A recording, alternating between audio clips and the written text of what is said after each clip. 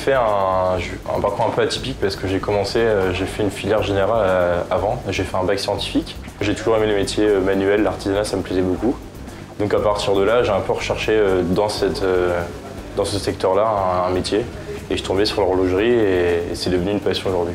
En 2006, j'ai eu mon bac et 2 ans après, en 2008, j'ai commencé mon CAP d'horlogerie au CFA de Jouer-les-Tours que j'ai fait en alternance dans l'atelier de M. Plantin. Ce qui m'a donné envie de faire de l'horlogerie, en fait, c'est déjà, je trouve que c'est un métier très noble et moi, j'aimais beaucoup, par exemple, aussi le maroquinerie, ça me plaisait, la marqueterie, l'ébénisterie, tous ces métiers où on touche des choses plutôt nobles.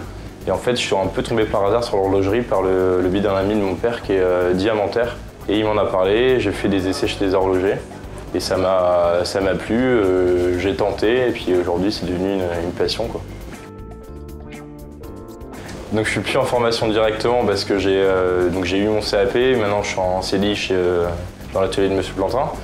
Mais par contre je continue à me former régulièrement, je vais faire des stages, des formations en fait dans des grosses maisons en Suisse et à Besançon pour pouvoir avoir les agréments de ces grosses marques en fait.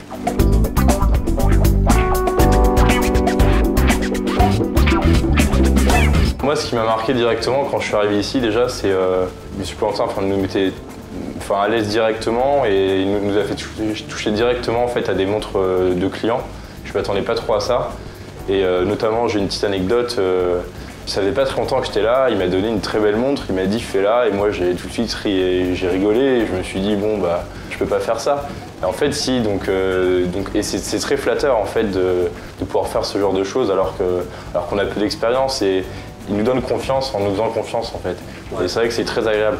Et après nous on n'a pas derrière envie de le décevoir quoi. Donc, ouais. Mais à l'inverse il y a une petite pression parce qu'on se dit bon il faut y arriver quoi.